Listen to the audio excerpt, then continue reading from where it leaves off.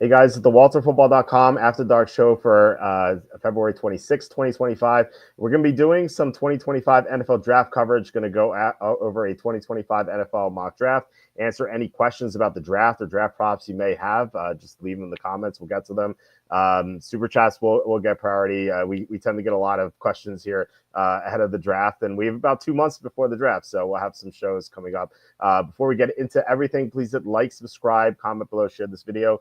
Visit the link in the description for the merch store. Of course, I am wearing a Walter Football t-shirt. This is brown. You can get these shirts at any color here. And we finally have the new shirts and coffee mugs loaded into the merch store.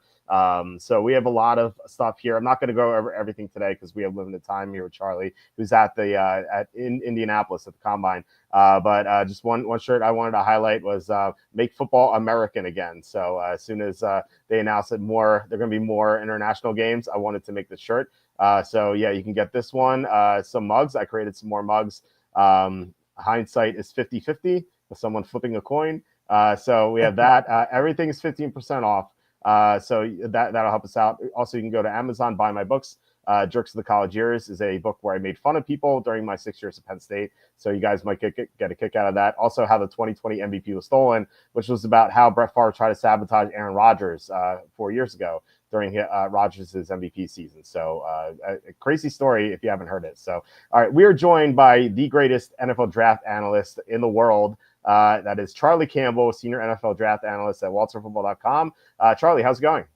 It's going great. It's great to be back in Indy and here for another combine. It's always a lot of fun and really fruitful information, getting face to face with a lot of people and meeting new people and seeing old friends as well. So it's a real fun week. So definitely check out. We're going to have tons of information going up on the site, hot presses, breaking down rumors and stuff we're hearing here, and then also, of course, the combine results. So we'll be rocking and rolling all week here from Indy. Yeah, we have a ton of content already on the site. Charlie posted a lot of hot presses. He has his updated mock draft. I had my updated mock draft, and we're gonna have the combine stuff all throughout the week. It starts on Thursday, the workouts at least. So tons of content at WalterFootball.com as always. Before we get into the mock draft, we have one question from Stanley. Hey, Walter and Charlie, what are your thoughts on Luther Burden III, and is his stock dropping? Yeah, I think that he could be a guy that goes mid to late first round, whereas at the beginning of the season, it looked like he'd be a potential top 16 pick, maybe even like a Jalen Waddle-ish, where he's not a big receiver, but he manages to crack the top 10. So he definitely had a lot of buzz going into the season, but then this year, a lot of coverage got focused his direction. He just didn't have as big of a year.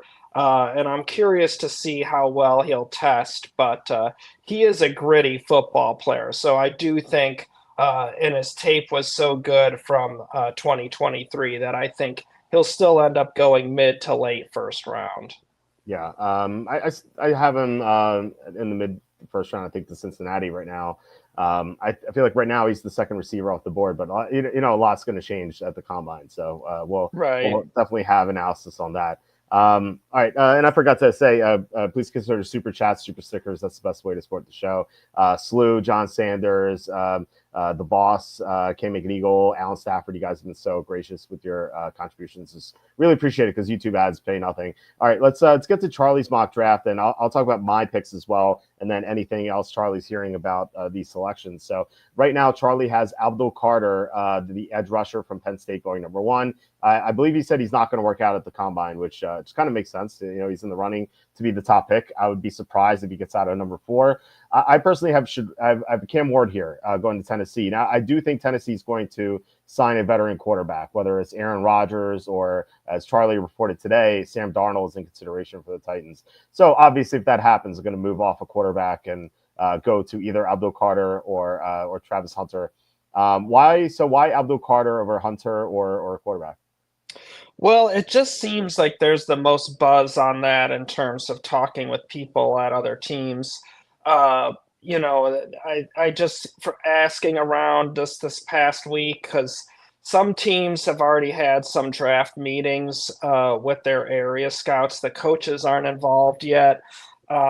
But I just kind of asked around to kind of see what team people were hearing, and they weren't hearing a whole lot on quarterbacks. One GM said he thought they'd take Carter or Cam Ward or trade down, but it'll depend on what they do in free agency. So I think that if they're stuck at one, and they've signed a veteran like Darnold or Aaron Rodgers or someone, then I think Carter's the inclination for them.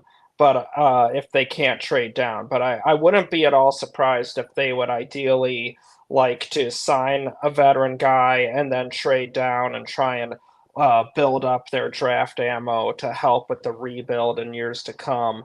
I think that's really kind of that's their dream kind of scenario for the number one pick this year. Yeah, I mean, I'm sure they love that. I loved hearing the story today. There's someone broke. I forget who it was. They said, I think it was Schefter who said, yeah, the Titans are, they're listening to calls right now, but they said it's too early in the process to make a decision. And I'm like, well, like, what if a team came to them and they're like, I want to offer you 5 first-round picks, and they're like, oh, it's too early to make a decision. we'll pass them out right now. It's like, yeah, okay, you haven't gotten a good deal yet. So, well, we'll see. I think there's a decent chance they move down, but it takes 2 to tango. So you have to have someone willing to trade up, and we'll see if that happens. Number 2, Cleveland Browns, Shedeur Sanders, quarterback, Colorado here. I also have Sanders going to the Browns only because Cam Ward's gone. I think for me, I think Cam Ward. I have him over Sanders, but it's pretty close. I just think Ward's upside is higher, but Sanders' floor is higher. So I guess it depends what the Browns want to do here. So any reason why Sanders over Ward, or is it close? Yeah, I agree with exactly what you said, Walt, as far as Sanders having a low, the floor that you kind of feel a little safer with, and Ward maybe having more upside in terms of the skill set. But I've heard some stuff about the Browns having real interest in Sanders. I haven't written it because it's kind of secondhand and kind of rumor stuff from team people. But I have felt that Sanders, I could see being a good scheme fit there in Cleveland for Kevin Stefanski. So I've heard from between those two factors, I've kind of put him there.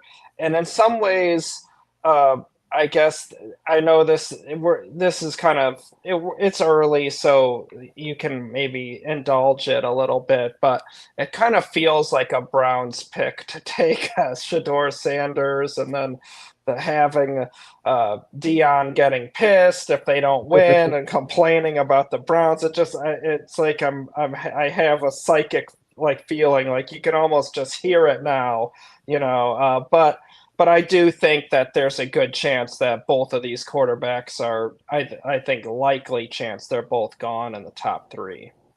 Yeah, I think so too.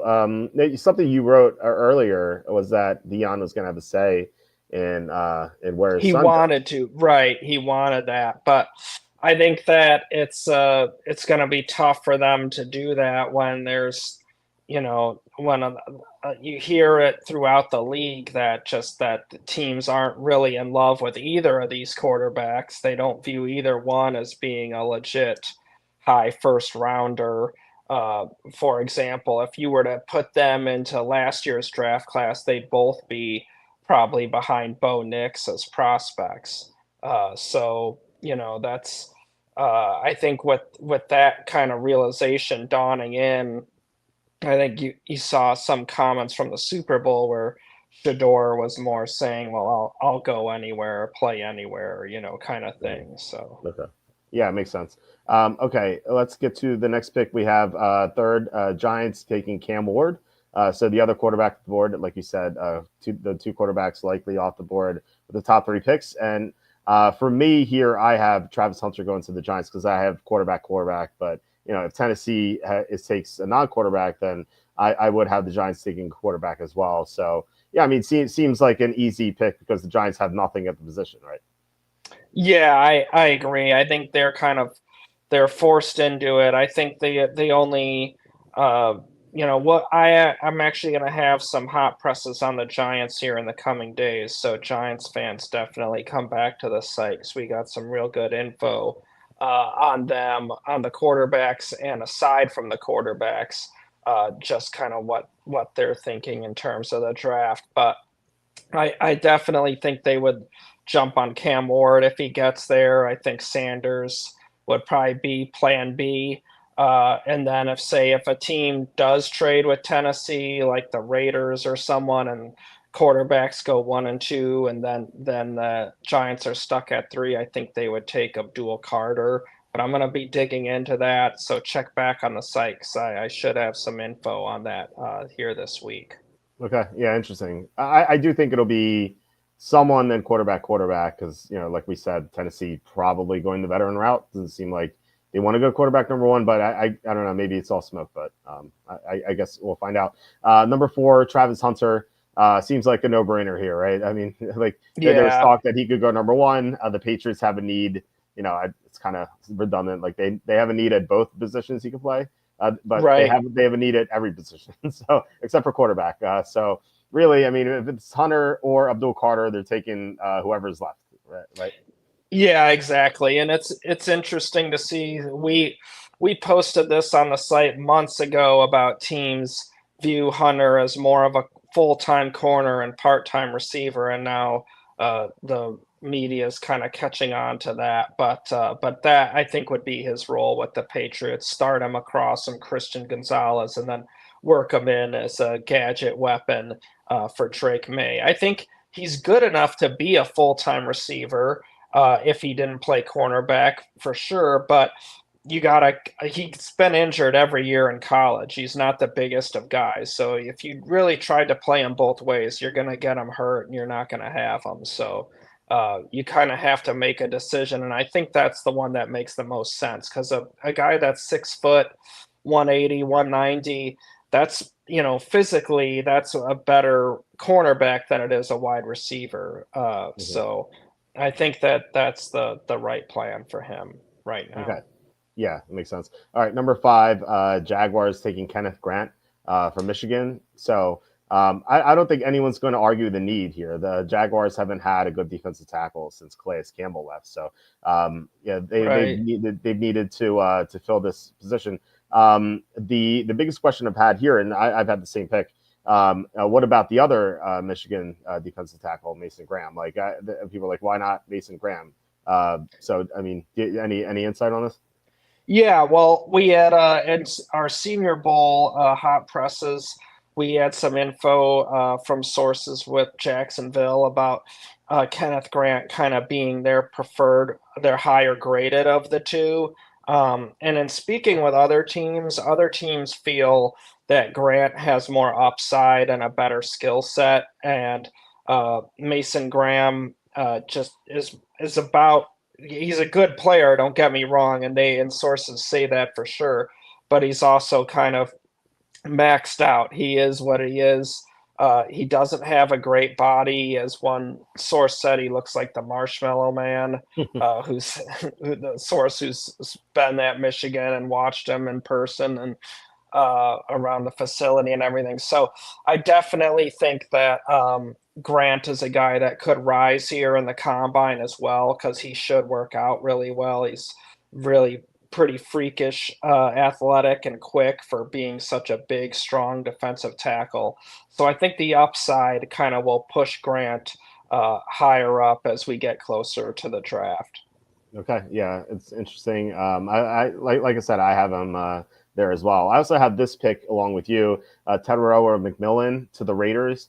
I was considering maybe going in another direction here. I thought perhaps Ashton Genty to the Raiders because they took Brock Bowers last year. It was not a high value position. But it was arguably the best player in the draft, who's non-quarterback. People would argue the receivers, but Brock Bowers, as we saw as a rookie, was amazing. And then Ashton Genty, people could argue is maybe the third best prospect in this class beyond Hunter and Carter. So it kind of like goes with what the Raiders are doing. last year, although they have a new GM. So I don't really know what Spytech is going to do. So you have McMillan here. Any thoughts about that? Yeah, and I agree with you. And I should have a hot press on this coming up in the next few days on trying just to have another few conversations. But about what the Raiders would do at 6, assuming the quarterbacks are off the board, they couldn't trade up or shouldn't trade up or sign a veteran in free agency. As we reported that there's some in the building that want them to sign Sam Darnold. So if that opinion wins out, then I think it would make sense to give him a weapon and McMillan, a big outside receiver, a guy that could be a number one. And then I think Gianti would be a great pick, but I think if you look at their picks as a pair, you could still get a good running back early in the second round with, say, a Marion Hampton or Quinshawn Judkins or Travion Henderson or Caleb Johnson. And they have 2 third-round picks, so they have good ammo on day 2 to get a running back or even move back into the first round for a running back. So I think if looking at the picks as a pair, it makes sense to get that number 1 receiver because I don't think you're going to get that later on. Well, I mean, we don't have a Genti pick here, but I wanted to ask you: do you view Genti as like a top tier running back prospect, like a Saquon Barkley or Christian McCaffrey, or is he like a tier below that? Yeah, I would say I think he's slightly below those guys. Okay. I do think he's a legit first rounder, uh, but I don't like him as much as I liked Jahmyr Gibbs and Bijan Robinson a couple years ago.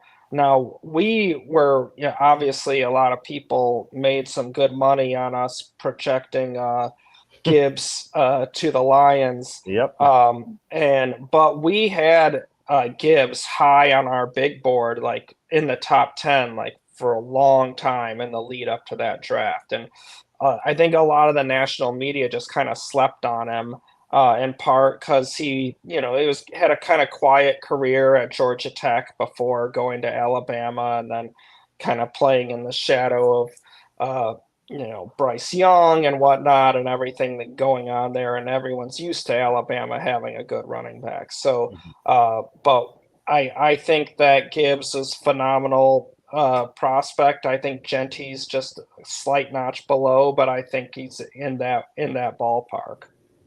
Okay. So we move on here to number 7. The Jets taking Will Johnson, cornerback from Michigan.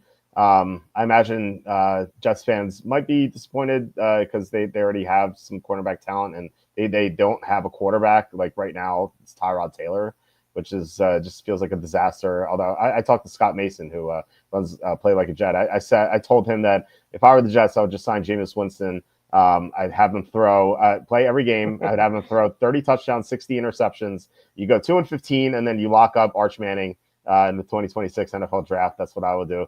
But I want to explain this Will Johnson pick. Yeah, I think that they have some expiring contracts, and then with Sauce Gardner, coming up on his big contract extension, it's going to make sense for them from a salary cap perspective to have cornerback on a cheap rookie contract across from him and not have to spend on an expensive free agent because cornerbacks always get paid well in free agency. And then you have Sauce Gardner signed long term. So definitely it's not ideal for the Jets to be in picking at 7 in this draft without a good quarterback class, but I agree with you. Well, you can't force it. You don't want to do something silly like taking a Christian Ponder or EJ Manuel or one of those kind of picks just because you don't have a guy. So you just kind of have to bite the bullet and just get another really good player added to your football team and work towards solving that issue another way. Yeah. So we have $5 super chat from Degeneron. Hey gents, good to see you both on. Almost that time again. Hey Degeneron, it's been a while, so thanks for coming back, and thank you so much for the $5 super chat. Just really appreciate it. Thank you. Yeah, absolutely. All right. Number 8, Carolina, Michael Williams, edge rusher from Georgia. The Panthers had the worst pass rush in the NFL last year. Yeah, it was so bad. It was like historical lows in the first half of the season last year. It got a little bit better when DJ Wanham came back from injury, but they were still ranked at the bottom of the NFL in pressure rate. So this makes so much sense. Michael Williams, a guy with huge upside. So yeah, definitely a fan of this pick. Yeah, exactly. It's a really safe, solid football player, and I think he's going to rise here in the combine and in the pro day because I think he's going to work out well, and he has good tape. And I've heard, yeah, I haven't heard any character issues with him, so I think he'll be a riser, and I could see him being a real good option for Carolina. Yeah, he's my pick for Carolina as well. I forgot to mention for the Jets, I have Mason Graham going there because they really missed John Franklin Myers, and I think that he would be in their replacement next to Quinn Williams. They got like triple teamed every single play last year. All right, number 9. Here's where I have Will Campbell. Or Will Johnson rather. So James Pierce going to the Saints. Now the Saints need an edge rush. I talked about how the Panthers had the worst pressure rate in the NFL last year. The Saints had they were in the bottom 10, I believe. So yeah, they're another NFC South team that needs help here. You know, Cameron Jordan, sorry, is heading toward retirement, and outside of Carl Granderson, they don't really have anyone to rush the quarterback. So Pierce makes a lot of sense. But you wrote something about him recently, saying that he has some character concerns. So any thoughts that Yeah. he might drop? Yeah, he's definitely a very fluid player because he could go high because there are a lot of teams that need an edge rusher, and then he could slide because of the character. So hopefully we'll get some updates. But I spoke with some teams, including a playoff team, that told me they thought that there's a good chance they were going to drop him off their board because of character. So so it's serious. So it's gonna be he's gonna be a tough one to project because of that, because you don't know which teams will lean heavy on that and which ones will be okay with it. Yeah, you never know with these character guys. Like they could go where they should go, or they could fall out of the draft completely. Like we've seen it before.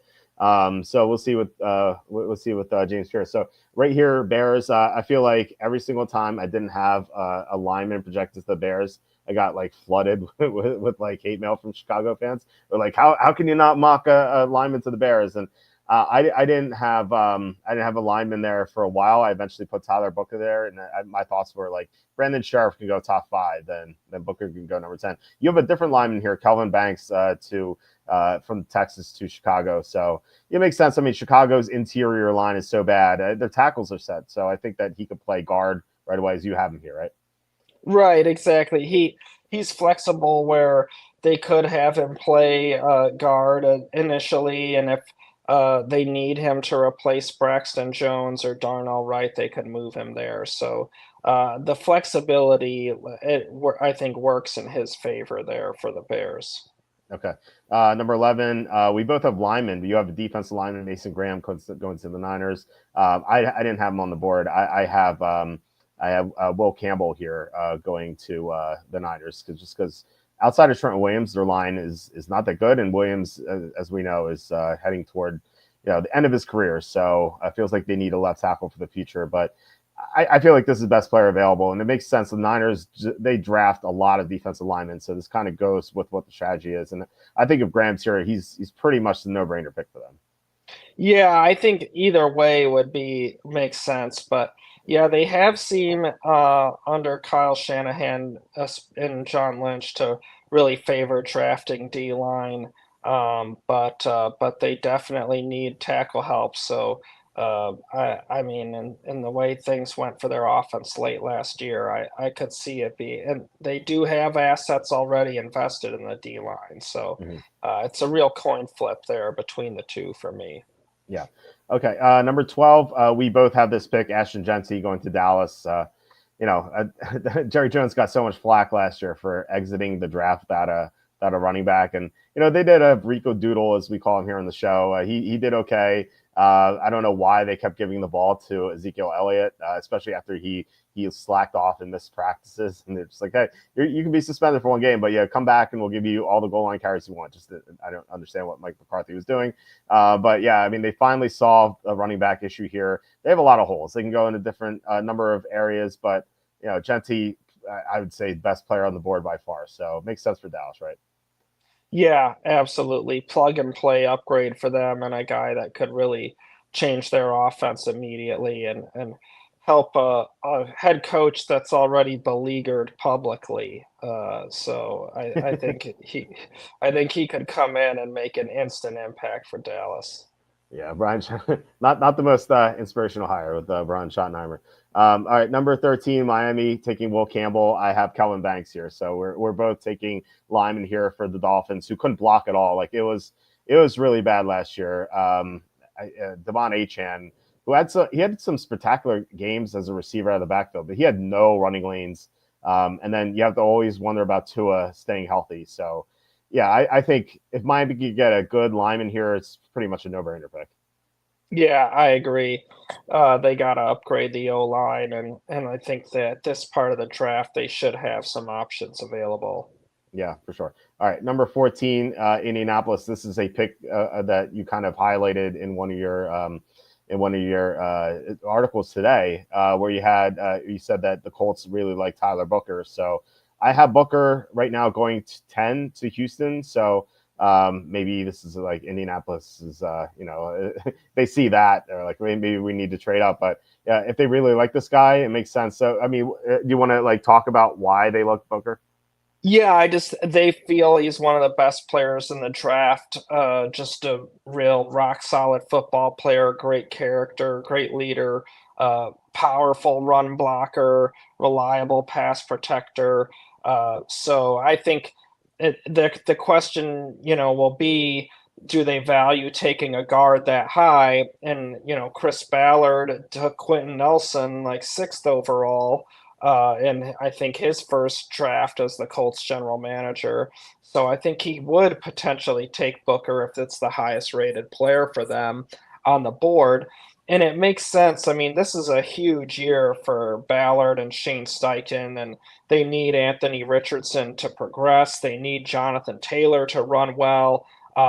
Booker's going to come in and be an upgrade and could give them one of the best interior offensive lines in the NFL with Kelly and Nelson. So I think it makes a lot of sense for them they got receivers last year for Richardson. And I think that, over the last couple of years, they've drafted receivers for him on day two with Josh Downs and AD Mitchell. So I think, building up that line and getting the line to be back closer to the dominant way it was a few years ago when Taylor just ran all over the league, I think makes a lot of sense when you're on the hot seat and you need your quarterback to, really make strides. Yeah. Richardson really needs help. He looked good in his rookie year, albeit in a few starts. But then last year he just really regressed, and so yeah, they need to give him as much help as possible. But I don't know if it's going to be salvageable, but they have to Yeah. try to salvage it. In this pick, I have Nick Manawari going here, but like I said, I didn't have Booker available, so Booker would be the pick if he were available. Number 15, we have the same pick here, Jalen Walker, edge rusher to Atlanta. Atlanta's pass rush in the first half of the season was dreadful. They had the second worst pressure rate in the NFL. Then they came off their bye. I don't know what happened, but their pressure rate in the second half of the season from week 13 onward was tremendous. But, you have Matthew Judon, who's probably not going to be around much longer, so they need to replace him. And despite, he did get better in the second half of the season, but he still wasn't very good. So it feels like Atlanta needs an upgrade edge rush, but I feel like we've been saying that for the last decade. Yeah, exactly. I mean, I think this is finally the year that they'll do it. As we reported last year, Leatu Latu was high up for them, and they ultimately just decided to make the long term decision at the quarterback position with Penix. Um, but pass rush has been on their mind, and I think this year between Walker and Michael Williams and James Pierce. and some of these other guys that will be going later, they should have some good options. I don't know about James Pierce and them character-wise because Atlanta's pretty strict in that regard. But I'll be digging into that, and hopefully we'll have some info. But I think that this is the year they should be able to get a pass rusher there at 15. Yeah, I had him. I had Pierce going to Atlanta in like an update or two ago, and then yeah, that made sense to drop him. I dropped him, I think, to Baltimore at 27. Yeah, Um, so Azaria Thomas to close out the first half of the mock draft. So I have this pick as well. And you talk. I just said that Atlanta has been looking for an edge rusher for what seems like years. It feels like Arizona has been looking for a cornerback for what seems like years, ever since Patrick Peterson left. So yeah. finally an upgrade there at corner, right? Yeah, exactly. And Thomas has a really good skill set, size, speed, and I think he's going to test well before the draft. I think he makes a lot of sense with how they've drafted in recent years. Mm-hmm. All right, let's go to the second half of the first round. So you have, as we get this pizza out of the way, we have Nick Amanawari here to the Bengals. As I said earlier, I have Luther Burden to the Bengals. Obviously, it depends on what happens with T. Higgins. If he resigns, and that pick doesn't make any sense. So I would obviously move on. But really, outside of receiver, the Bengals need help at every position on defense, except for edge rusher, I would say. And you never can have too many edge rushers. So if they went that route, you Right. could even understand it. But like this is a team, this is a defense that's been dismantled by departures and free agency, and they haven't really replaced these guys. They had a huge hole at safety last year. They couldn't stop the pass at all. So Monowari, who's just a freak of nature, I feel like he would make their defense a lot better. You know, assuming he pans out. But I mean, he's got the talent. Yeah, he's one of my favorite players in the draft. I mean, he's just incredible with what he can do in coverage. Thank you, Mike Hart. Yeah, incredible with what he can do in coverage for how big he is as a safety, and just tremendous instincts. Can tackle. I think the Bengals just have not been the same since Jesse Bates left, and Jesse Bates has been phenomenal for Atlanta, and I think that presence has really been missed, and I think Imanowari would be a great addition there and kind of get back to that. They missed so many players: Jesse Bates, DJ Reader. Reader, yeah. Yeah, a lot of some of the corners they had is just the front office, or I guess ownership, doesn't want to pay these players, and you see it. I mean, they were a Super Bowl contender with Burrow. You know, they got to the AFC Championship the year after, and they've been declining ever since. And it's because they haven't paid their defensive players, so they need to draft well. Unfortunately, they only have 4 scouts in the scouting department, so it's gonna be tough for them to nail these picks. It's kind of ridiculous. Anyway, we have Seattle taking Tyler Warren here. They have Noah Fant, but there are rumors that DK Metcalf could be on the move. I saw something about Metcalf going to Tampa Bay. I'm not quite sure how legit that it was. Maybe it was a graphic by one of those stupid accounts on Twitter that like is just engagement farming. But I don't know. That just did pop in my head. I have Shamar Turner here, the defensive tackle. So I mean, they need defensive line help. But if Metcalf leaves, then I think Warren makes a ton of sense, and he's the top tight end in this class, right? Yeah, I think also Noah Fant could end up getting cut Mm-hmm. for cap reasons, or is nearing the end of his deal, and he hasn't been the player he really was drafted to be or traded to be. And I think that Seattle could look at Warren as just like you said, a big receiver to help offset potentially unloading DK Metcalf, but also they're going to lose Tyler Lockett, and that's a dangerous player in the middle of the field. And I think Warren could help, even if TK stays and Lockett goes. So either way, I think they can really use that kind of a dynamic size speed guy, either on the inside or outside, and Warren can do both. Yeah, he's a freak of nature. He's really talented. All right, number 19, we have the same pick here. Jihad Campbell, your third cousin, I believe. Tampa's had Tampa's had a lot of departures of linebacker. Devin White, for example, and then Levante David. He's getting up there in age, and he might Yep. retire at any moment. So they're already weak at linebacker outside of David, and they could get worse. So I think Campbell makes a lot of sense. Yeah, I think it does. And you think back to some teams, as kind of we talked about with Tyler Booker, don't want to draft a non-pass rushing linebacker in the first round. But the Bucks did that with Devin White, Jason Light, their general manager, back in 2019. And then, he has drafted for need, and I think Giad Campbell's a great scheme fit for Todd Bowles. Well, he's a really good run defender and he can drop into coverage, but he also can rush off the edge, and he's a good interior blitzer. He had 5 sacks last year, and that was still with him dropping in coverage a good amount. So I could see him being a great fit for Todd Bowles because he likes to really, cross things up, make things tough on quarterbacks to know who's going to drop and who's going to rush. And I think this would be a perfect, ideal pick for Tampa Bay. Yeah, Bowles blitzes a lot, so yeah, it makes a lot of sense for many reasons.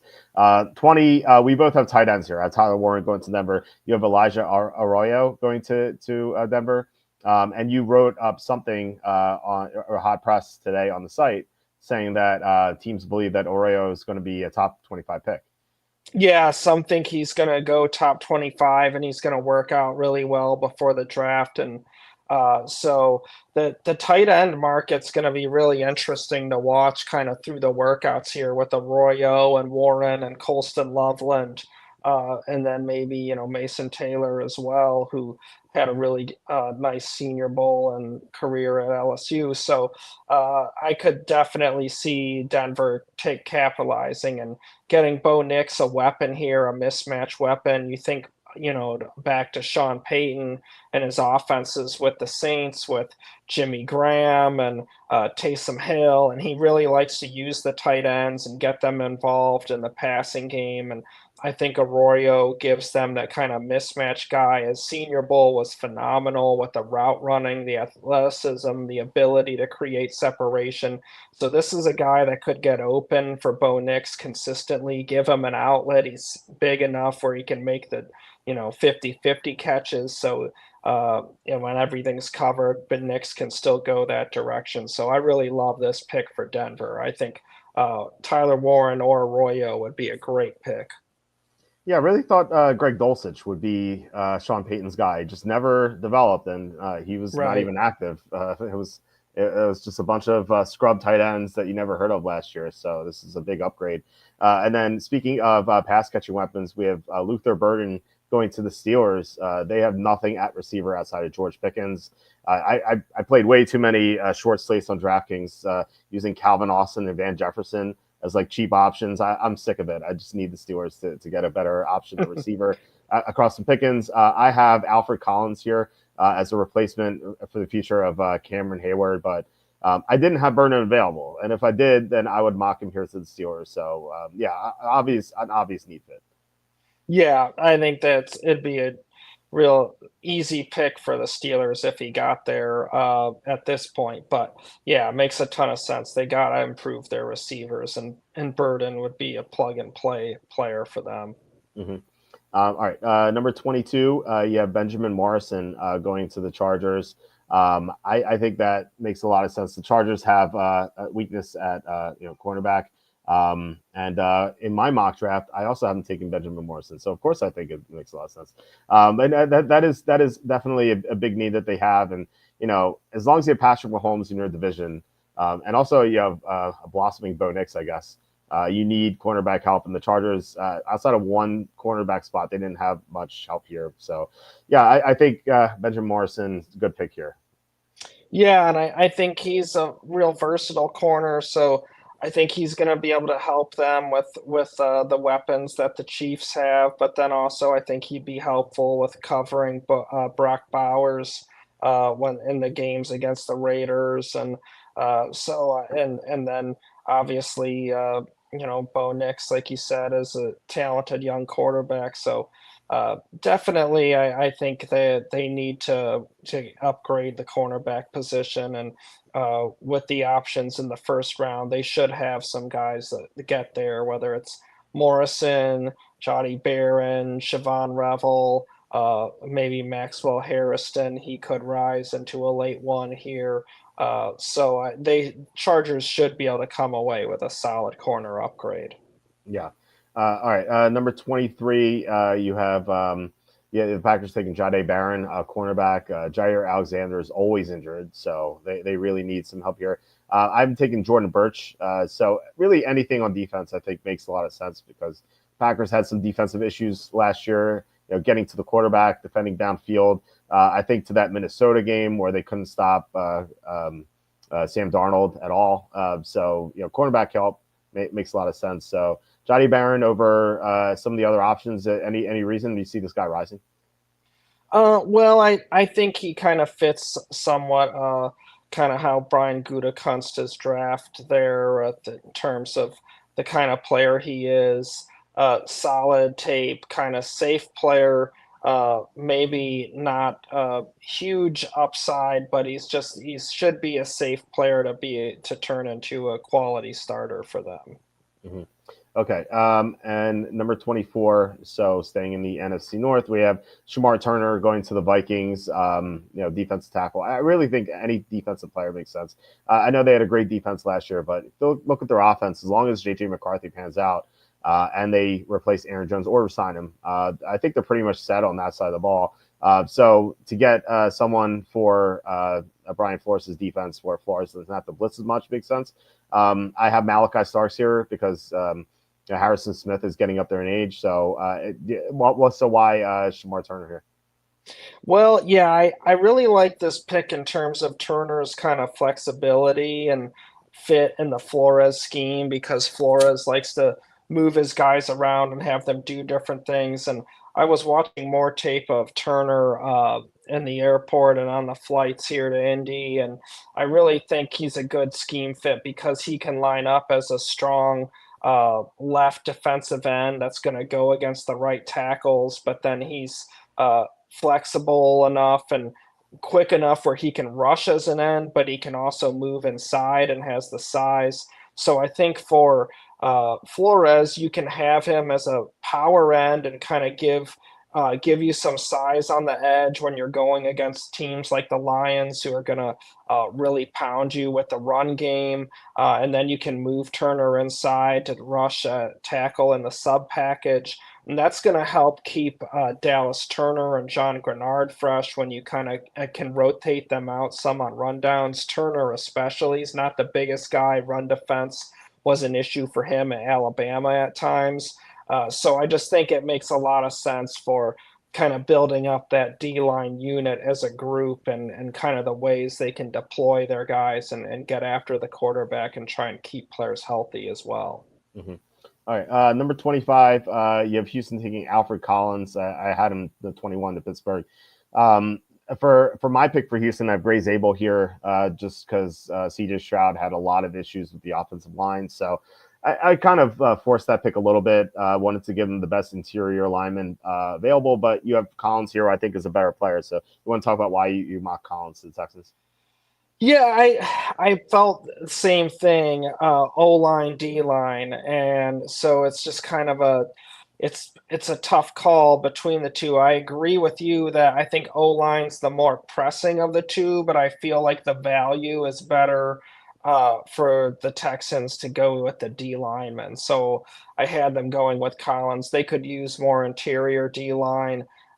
They've had some veterans roll through there, but they really have not adequately replaced DJ Reader since he left many years ago. And they really could use a run stuffer and a disruptor. And Collins has some readerish ability. I could see him being a really nice fit there in D'Amico Ryan's defense. Mm-hmm. Okay, so the Rams going receiver here, Emeka Egbuka. We'll see what happens with the Rams and Matthew Stafford. I know we have some questions with Stafford. We'll get to the questions right after this mock draft. But yeah, I mean, Cooper Kupp's almost certainly going to leave. Not that he was doing much late in the year last year. So the Rams need another receiver outside of Puka Nacua. My pick to the Rams here is Isaiah Bond, so another receiver. So want to talk about why Egbuka over some of the other receivers who could go here? I felt like scheme fit. I feel like Egbuka's a really good route runner, and I think that he'd fit really well, replacing Cooper Kupp and being able to play on the outside. as well as move in and be a slot receiver. I think he has that kind of flexibility. So I just like that fit for Sean McVay. Mhm. Yeah, makes sense. All right, at 27, you have Walter Nolan going to the Ravens. I have another front seven player, James Pierce, as I said before. It feels like the Ravens always get these character guys who slip, or injury Right. guys who slip. Like they always take the best player available. Like Ronnie Stanley comes to mind. Not Ronnie Stanley. I Mhm. was thinking of the Michigan edge rusher that they drafted in the second round recently. Oh, Ajabo. Yep, David Yeah, Ajabo. David Yep. Ajabo. Yeah, it just feels like they always get some guy who's like highly touted but falls for whatever reason, and they get him. Yeah, Kyle Um, Hamilton. yeah, exactly. Yeah, That you're so right. Yeah, yeah, and Nolan's such a tough player to mock because he is a real love-hate prospect with scouts. Like I know some teams that have him buried as like a mid-rounder because of the character and because he has some terrible tape from Texas A&M that they just can't get over. And the tape was much better this past year with Old Miss, and he has a really good skill set and a ton of upside. So you're kind of you're betting on if you take him, you're betting on him playing up to that, and and kind of growing into his potential.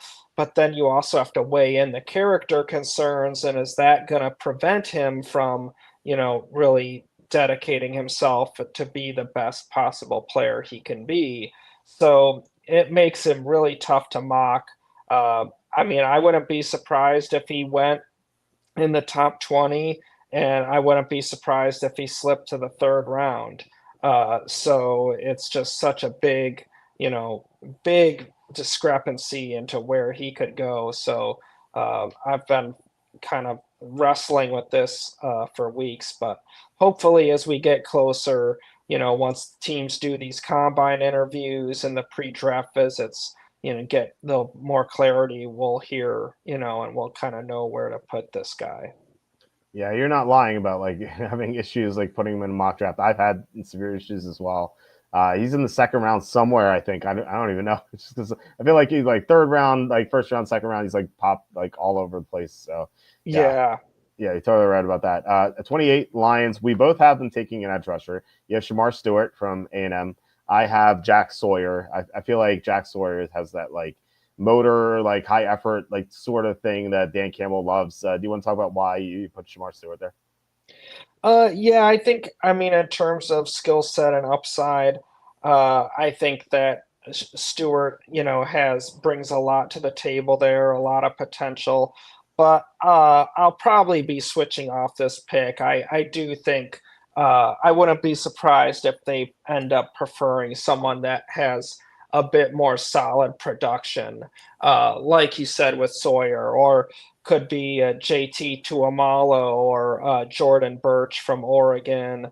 I could just see one of those guys kind of being the preferred, uh, you know, player for them because if you think about the guys they've drafted in the first round under Brad Holmes, obviously Penny Sewell was a known quantity, but Aiden Hutchinson, Jamison Williams had huge years when they went in the first round. Then Gibbs and Jack Campbell, big time production.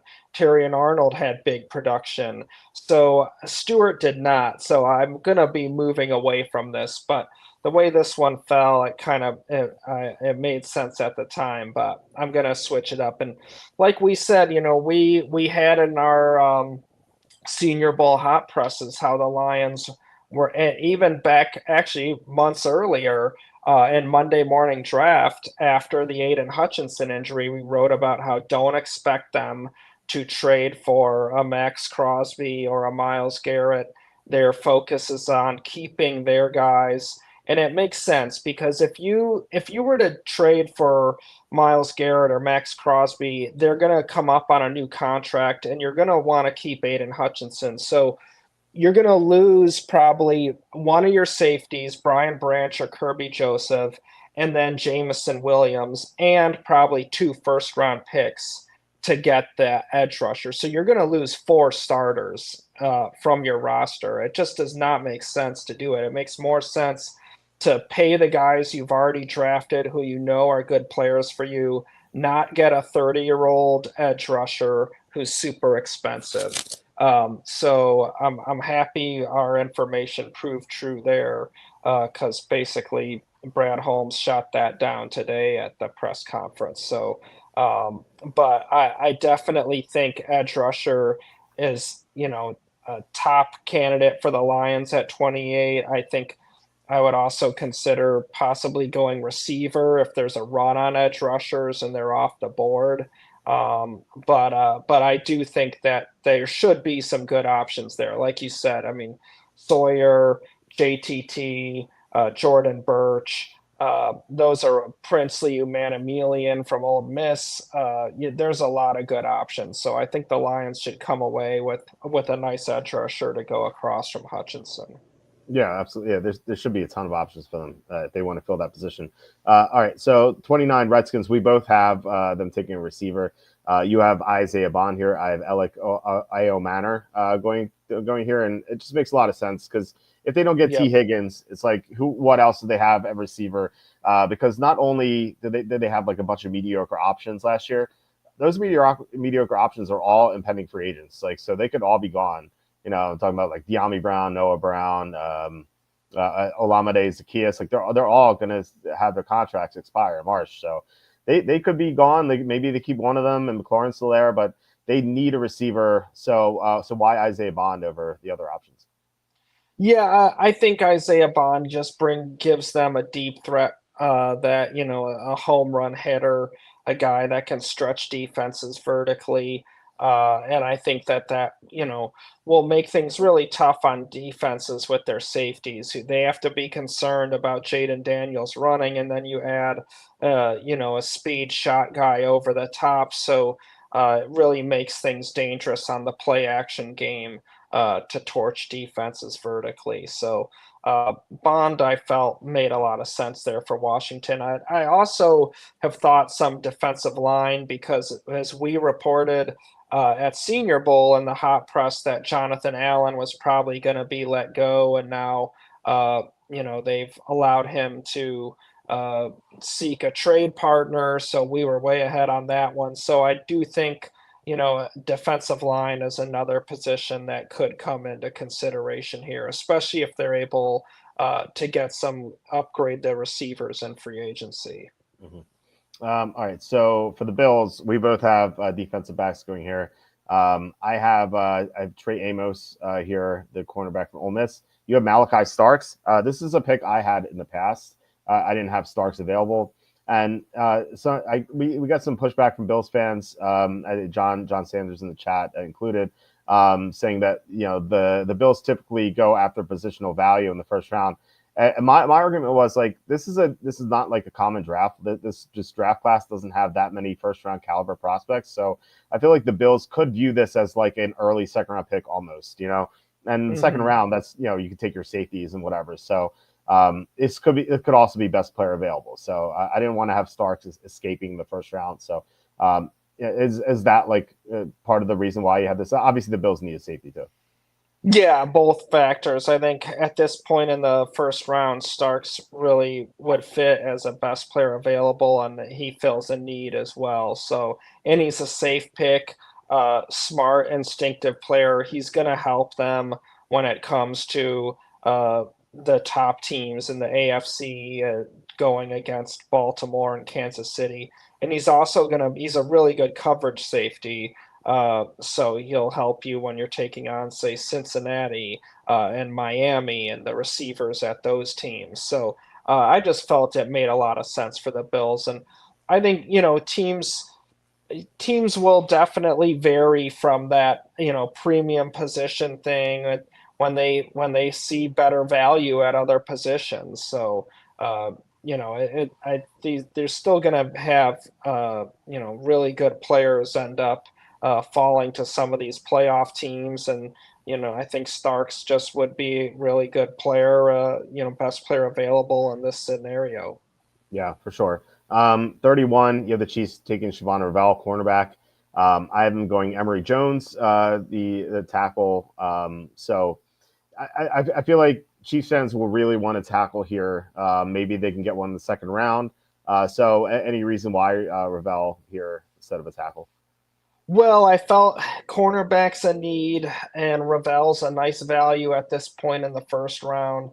If it weren't for the injury, he probably would be going uh, top 20, top 25. So I think that he's a good value in that regard. And then just offensive line, I just didn't really feel like there was, really a tackle option that really intrigued me enough to put there. I really like Gray Zabel as a player, but I think his best position is going to be on the inside, which is, where they're already stronger. And I don't see them taking a guard necessarily at 31 if Trey Smith leaves in free agency. So, it'll be, I think free agency should give us some clues here on the Chiefs because you would think, they're going to have to add some veteran talent on the offensive line on the edges to help them.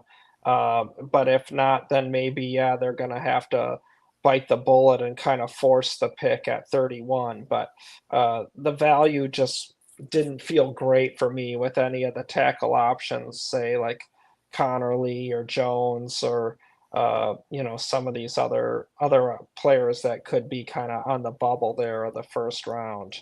Mm-hmm. Yeah, and finally, the Eagles, they go Jordan Birch here. You mentioned him a few times. I think defensive line or offensive line makes the most sense based on how they drafted. I haven't taken Ernest Green just to kind of get ahead. This is what the Eagles tend to do. Like, they drafted Jalen Carter and some defensive tackles before Fletcher Cox could retire. And then they drafted Nolan Smith and some edge rushers before Brandon Graham would retire. You have the right tackle. Blanking on the name. Let's see. The right tackle is 36-year-old Lane Johnson. Yeah. Oh yeah. He might. He's not. He said he's going to play next year, but he could end up retiring soon. And so this is the sort of pick the Eagles make, is like try to get ahead of it. And so I have him going tackle, but you have him going defensive lineman as well. Like I said, makes a ton of sense too. Yeah, and I mean, he's a tough player to mock as well because teams really love the upside and the skill set. And he came along and played well for Oregon last year, but the teams are also questioning why it took so long, why he didn't dominate earlier at South Carolina and Oregon when he has a freak skill set.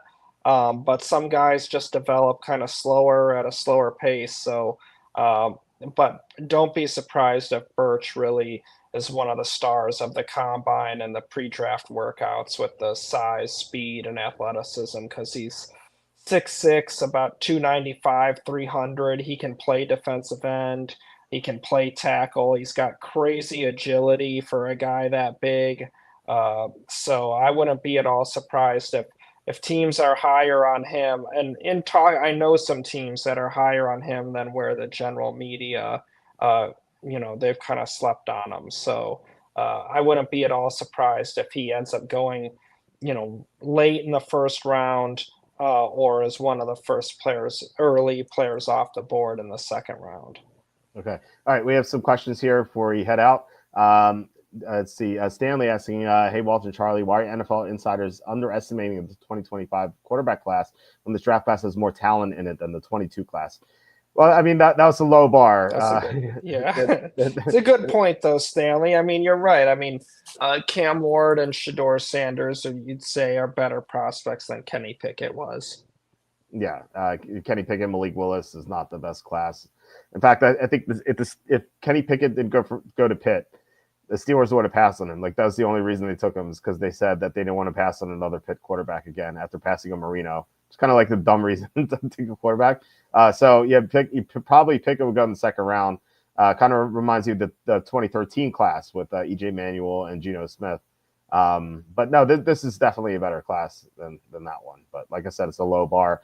The boss says, we'll never forget the Gibbs, the Lions' favorite, as Charlie pointed out.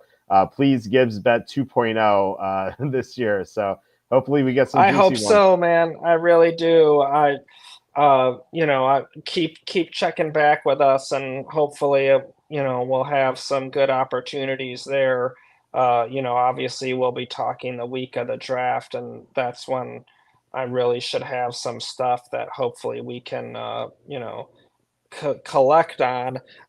But just to preface, every draft is different, and you never know, so just kind of where teams are picking and where they kind of set some of these odds and all that. So I'm hoping that we get another uh, another banner year, but I don't I wouldn't say bank on it until it happens. You know what I mean?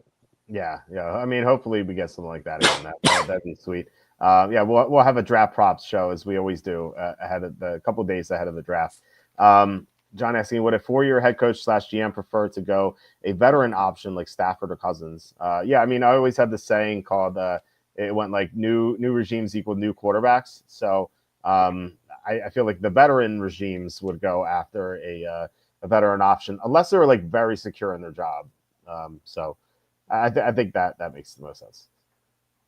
Yeah, and I think that it's this year is really an odd year because the draft and free agency are so. I think I think the Rams, if they can get, I think they may end up coming out of this looking really smart if they trade Stafford now because they feel like he's declining, but it really hasn't been seen. But they see him every day and they see him in practice and everything. So uh, they might be, I would be a little nervous if I was trading with them for a quarterback that with that age and that amount of pounding that that guy's taken in his career, going back to the years with the Lions and everything. So, uh, yeah, I definitely think the Rams might know something that they're not letting on. Yeah, it's like someone selling you like a nice looking car for cheap. It's like, wait, wait a second, what's going on here? Um, Right. yeah, fade away asking, you really think Jalen Walker makes that out of the top 10? Yeah, go. Yeah, I mean, I definitely think that's possible because I've spoken with a few teams. Then they all, they thought he would go mid first round, and excuse me, I know some teams even picking later in the first that really aren't that big of fans of him, and they feel like he might not translate that well to the NFL. And you got to keep in mind the size factor, that really plays into it, when you're talking about taking an edge rusher. We've seen a lot of these guys that, are somewhat undersized, not necessarily guys that are going to be able to be three down starters or going to have to move around. Because, I mean, he's 6'2, 245. So even if he adds some weight and is 250 or 255, that's still a 50 to 70 pound differential with offensive tackles. So he's gonna have to be a sub edge rusher, and then in the base defense, you're gonna have to move him back to Sam linebacker, kind of rotate him in and out. So just because of that, I could see him being more of a mid first rounder rather than a top 10 guy. Whereas Michael Williams is much bigger and longer. That he has the size to be a base end and be a three down starter, and was a good run defender in college and wasn't, lazy in terms of just trying to get sacks and rush the passer. So uh, I do think that that Walker could end up being more of a mid one than the top 10. Okay. The Seahawks need to fix their O line. Yeah, they do. I mean, guard, center, guard. They're outside of Miami, probably the worst in the NFL. But I feel like, I mean, correct me if I'm wrong. I feel like there's a lot of depth there in the second round, maybe third round Hmm. that they can go after that. And like guards, you can get pretty much anywhere. So I think the Seahawks taking a guard and then center in the second and third rounds makes the most sense to me. Yeah, I agree. I mean, I have them taking Donovan Jackson, the guard from Ohio State, in the second round. You could have Membu from Missouri, the Marcus Mabeau from Purdue. Center wise, on day two, they could target someone like Seth McLaughlin from Ohio State. Zabel, I think he's on the bubble of first, second round, so it's possible he gets to the second round, and they could get him. And also the tackles. A lot of these teams feel some of these tackles really have to move inside and be guards in the NFL. Like some teams feel that way about Emory Jones, and so you throw in those kind of guys, and there should be a good amount of options for them to come away with a guard or center upgrade on day two. And I think looking at John Schneider's kind of draft history, obviously they took Cross in the first round, but otherwise they haven't been, super inclined to drafting interior offensive linemen high. So, they've been more apt to take those guys on day two or the mid rounds. You guys should here for the lull says you guys should do the dialogue as if you're both Emmitt Smith. There can only be one Emmitt Smith. There can only be one. Maybe the other one would be like Matt Millen or something. The Emmitt Smith mock draft is coming, by the way. G Chuck asking, what would Stafford's trade value be at this point in his career? I believe the Broncos got or they gave up a first and a second for Russell Wilson. It was like not as old as Stafford was, but still somewhat comparable. So, like, what do you hearing anything about this? Like, what could the Rams get for Stafford? Yeah, I haven't heard anything on that yet, but I'm gonna ask. I'll ask around, and hopefully we can have something on that. But man, that's such a tough one. They are in they're in a great position to sell because of this draft class and because of the other free agent options. So this is a good time to try and max out that value and hope that someone gives you something that they shouldn't. But I think if you think about Aaron Rodgers, he got a 2 and a 3 from the Jets. Slightly older than probably Stafford now by a couple of years when the Packers traded him. So I would be more inclined to say that would be the value as opposed to it. But I think it really depends on who's trading for him. Like the Giants and the Raiders, I don't see them giving up their first round pick for him. I just don't think a team would give up a top 10 pick for a quarterback that old. So I think with them, it would be more day two kind of stuff. But if it say like Pittsburgh, for example, I mean that then it might make they might be willing to consider pick 21. But it sounds like they're probably going to re-sign Russell Wilson or Justin Fields, but I'm just ballparking it. So I think it's really going to depend on who the team is that's trying to make the deal and where they're picking. And but I would be more inclined to say it's something like what the Jets gave up for Aaron Rodgers. Yeah, I can see that happening. Steelers make a lot of sense for Stafford. Pollyanna asking, are there any super strong players at the combine? Over under for bench press reps is set at 36.5. Is it over or under this year? And I'll have to note that I'm in Pennsylvania, so I can't bet the draft. To bet the draft, I have to drive to the Trenton Thunder baseball stadium where I used to enter my Rainmaker lineups, the RIP Rainmakers. But just over the bridge takes about 22 minutes to get there. So it's not too bad of a drive. So I didn't do it yet, but I will be making my trip there to bet the draft ahead during draft week. So any info on this, the combine props or anything? I haven't looked at them, but when from you asking the question, a name that I would think for that bench prop would be possibly Josh Farmer from Florida State, because he is super strong. And I saw that in person a few weeks ago at Senior Bowl. He is very strong, and he has shorter. It looks like kind of that body type that fits well on the bench press in terms of not super long arms, and just kind of that fire hydrant build. So if I had to pick one guy and that I was gonna put a small something on for that wager, I'd go with Josh Farmer. Okay, interesting. John asking, no receiver for the Chargers. I mean, I feel like it's Jim Harbaugh. Like he passed on Neighbors for Joe Alt. Granted, Alt is a great prospect, but seems like the Chargers want to run the ball and play tough defense. So I think like receiver second round instead of first round. Yeah.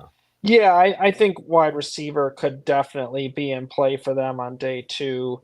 But in the first round, I just think when that division with Mahomes and the Chiefs, and you got Denver's gonna, field, I think, a capable offense.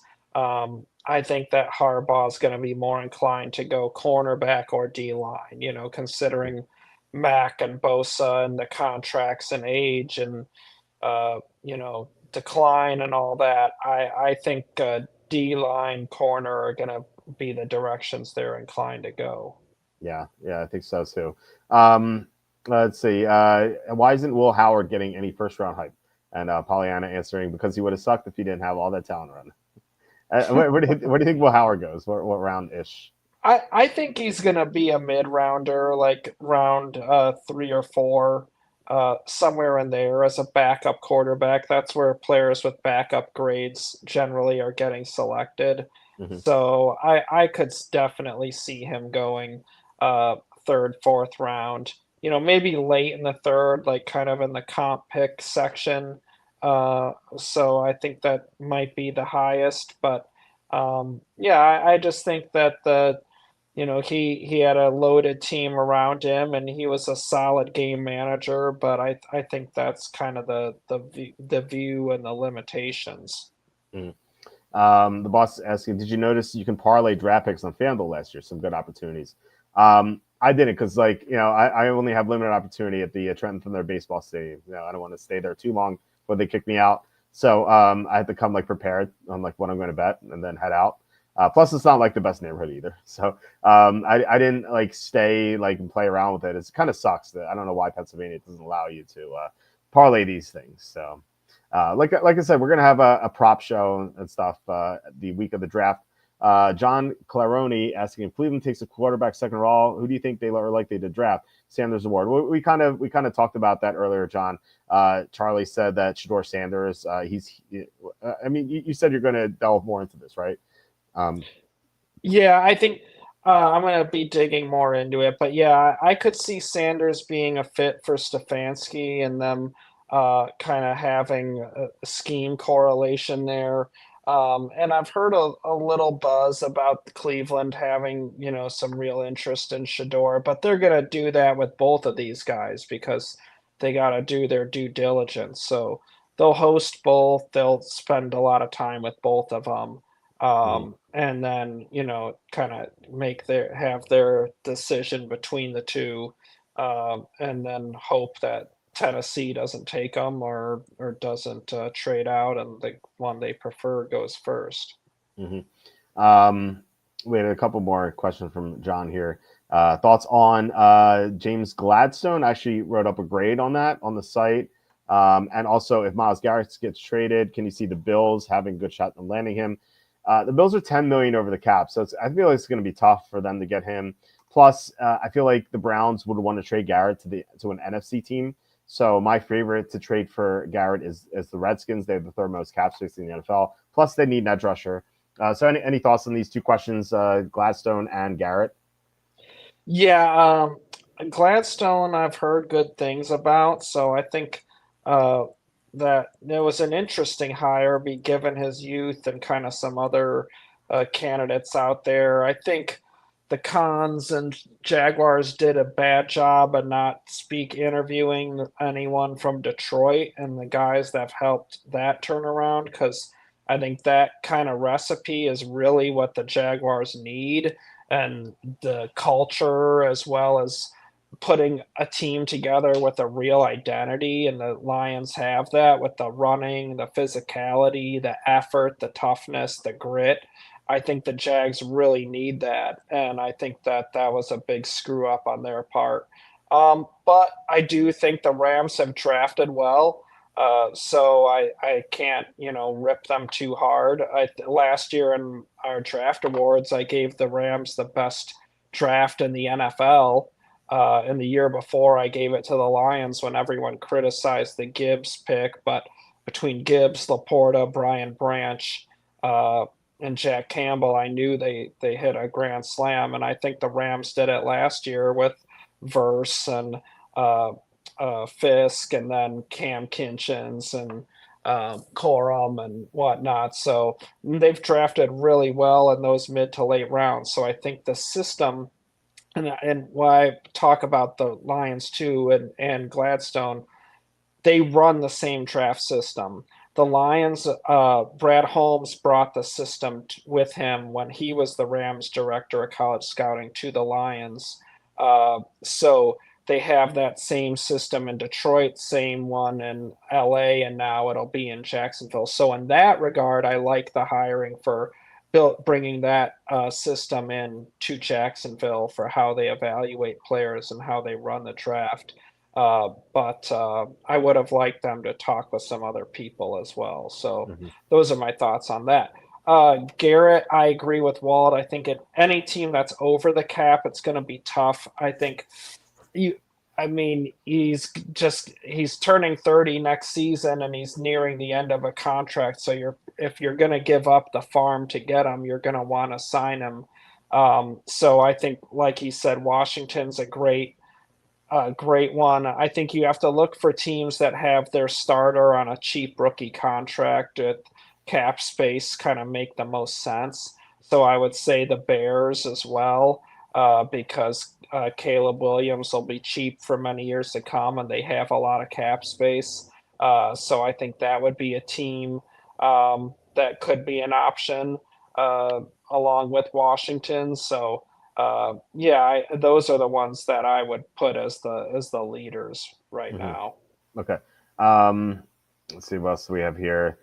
Is this John asking? Is this running back class above or below average this year? I would say it's above average. I think one, you have a true first rounder in GNT, who I think would be a first round talent in any draft, as we kind of hit on earlier in the show.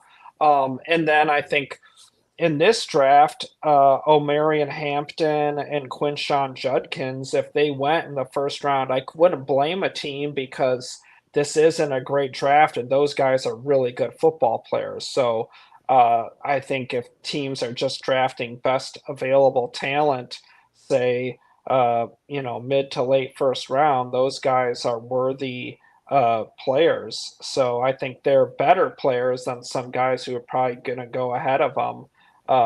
But even if I think there's a good chance those guys still end up slipping to the second round, and then you have other really good running back prospects: Caleb Johnson from Iowa, Travion Henderson from Ohio State, Ollie Gordon from Oklahoma State. I think he could be a third round steal for someone. There's other good backs: Devin Neal from Kansas. Uh, Yarns, the kid from Delaware, looked really shifty and dangerous at Senior Bowl.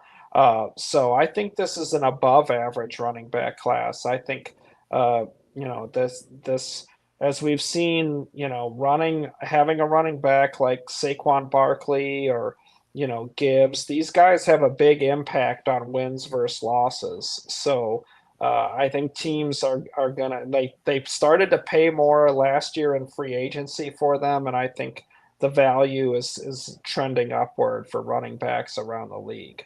Mm-hmm. Yeah, I think so, especially at the Barkley season, I totally agree.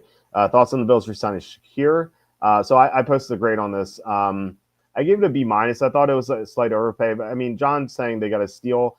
I think I keep forgetting how much receivers get paid these days. Like what Darnell Mooney got like what four for 40 or something. So by that standard, like I mean, it was a steal. I just feel like receivers are overpaid in general, but it's when you compare it to that, I think it's pretty good. And John asking, how realistic is it for the Bengals to keep Chase, Higgins, and Hendrickson? If it was another team, I would say realistic, but we're talking the Bengals here. I think Chase stays, and then one of those other guys goes. I don't think they pay both. Do you agree? Yeah, I agree. I mean, it's a tough one to see that they could get all three signed, especially given how they want to play, how they've been in the past, and how much those guys all want to get paid. So Mm-hmm. uh, I think there's a good chance they get two, but all three, I'm not gonna bet on that. Yeah. And then well, we have two more questions. One, do you think we kind of answered this? Do you think the red flags of Mike Green and James Pierce cause them to fall in the first round? Yeah, we talked about Pierce. I have him going 27 to Baltimore. So I feel like he's talented enough for some teams to take him. But, we've seen guys with character flags just like drop inexplicably.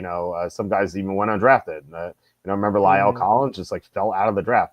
So like this could happen. Mike Green, we didn't have neither of us had him in our first round. So yeah, I mean these guys could definitely fall. Yeah, And yeah, yeah, for yeah, sure. I agree. Yeah, I think Pierce has a better shot of going in the first round than Green, but um, I think they both could slide for sure. Yeah. And then the last question, had to save this for last. Chris asking, Charlie, what are your thoughts on the soundtrack to Ori and the Blind Forest? And what round would you put that in? If Charlie has any idea what that means, I will be flabbergasted. I don't know. it is. I'm It not is. sure. It's I talked about it. It's this video game my sister bought me for my birthday. I don't play video games during the football season, so now that the football season's over, I was like popped it in, and it's a great game. It's like Metro. I don't know if you're familiar with Metroid, the old Nintendo game from back in the '80s. But the soundtrack to this game is amazing. I can't say enough about it. It's incredible. So I urge you guys to check out this game. There are actually two Ori games. I forget the other one is. I haven't played the other one yet, but Ori and the Blind Forest is the first one. It reminds me of like this. It's also a good story to it. It's like Bambi, So spoiler alert, like there's like some tragic deaths in this game, but no, I highly recommend this game. But anyway, I highly recommend people to read Charlie's content on the site. WalterFootball.com. We're gonna have a ton of content. Charlie has to get going. He has to get more information for the site so we can have more great reports for you throughout the week. So Charlie's live from Indianapolis. So he's going to have content coming through all the time. So keep checking back at WalterFootball.com. I'm going to have all the combine numbers and stuff, stock reports, and et cetera, like we always do from the combine. So check that out. And then we're going to be back on Wednesday. I think Kenny's back from his business trip. So we're going to see how that went. But yeah, please hit like, subscribe, comment below, share this video, visit the link in the description for the merch store. Charlie, any final thoughts heading out? No, it's been great being with you guys again. I'm excited for this draft, and yeah, keep checking back. Well, I'll be here all week, putting out reports from stuff we're hearing here at Combine. Yeah, sounds good. And thanks again to Degeneron for the $5 super chat. Really appreciate Degeneron. All right, guys, like I said, I'm going to be back tomorrow night with Kenny. I think Kenny, we'll see. But yeah, either way, we're going to be on. So have a great night, guys, and I'll talk to you then.